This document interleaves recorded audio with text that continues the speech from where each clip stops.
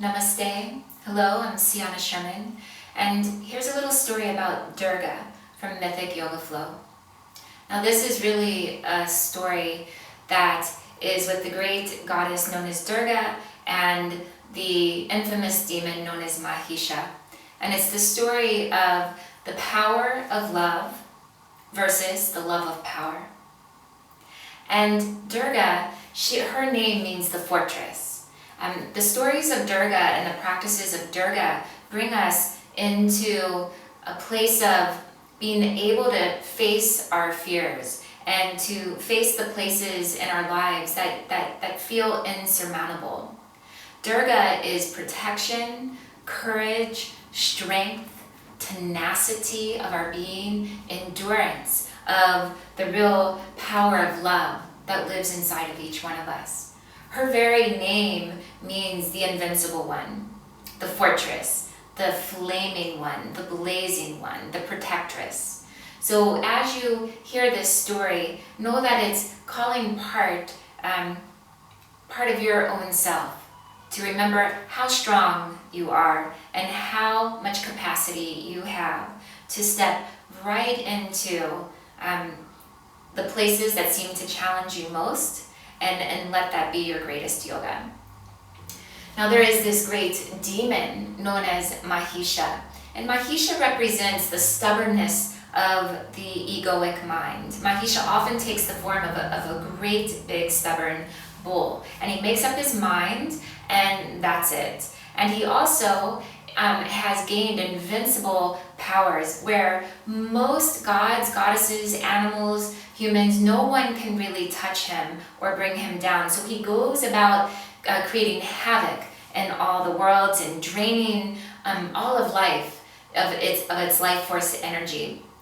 Now he does there's been one caveat to this demon's boons, and that is that it is possible for a woman to slay him at some point in his existence. But he just feels like, what woman could ever, bring me down? Women are weak and insignificant, and he just gives nothing to it at all. So big mistake, we all know about that.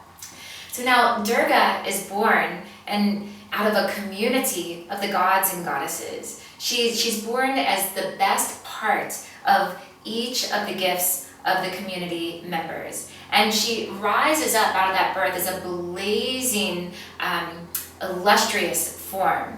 And this is a beautiful story told in the Devi Mahatmya. And I'm going to move to the next part of the story, which is one of my favorite versions. When she's born to defeat this great demon, Mahisha, she immediately picks herself up, takes 4 attendants, and goes to the base of the great mountain that is in honor of Lord Shiva.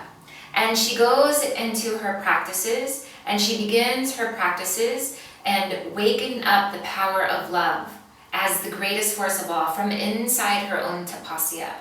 Om Namah Shivaya, Namo Namaha, and she's chanting and she's practicing to her beloved. And as she's doing this, the world that has been cast into darkness starts to have life and luster again.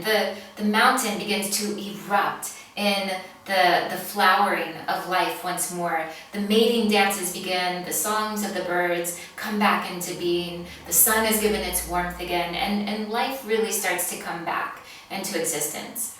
Now, at the same time that she's doing her practices, this great demon Mahisha is also doing his practices. And his practices are also fierce tapasya, and he's practicing to be invincible and wants to have the just total power over everyone and everything.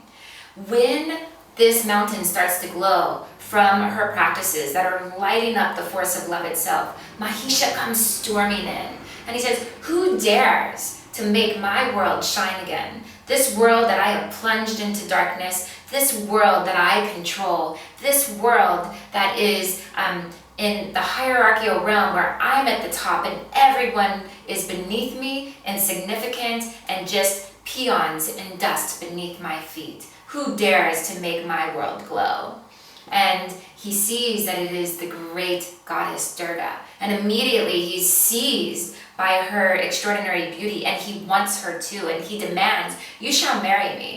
And she says, "Well, I don't think so, but if you want to defeat me in battle, then maybe we can talk about it." And so they go into this epic battle that's told in many, many different renditions. And as they go into battle, he keeps shape-shifting. The egoic, stubborn mind keeps shape-shifting itself. She meets him every time until she finally slays him. And in the moment where she slays this great demon, she rises up into the air and she lands down and she places the soft underside of her foot over his throat. And then he looks up into her and his eyes open and he sees the fierce love of the goddess Durga. And he realizes that he has been slayed by love itself. So all the power of the world is slayed by the power of love itself. And I think this is the greatest story of remembering how the power of love really does trump everything. Namaste.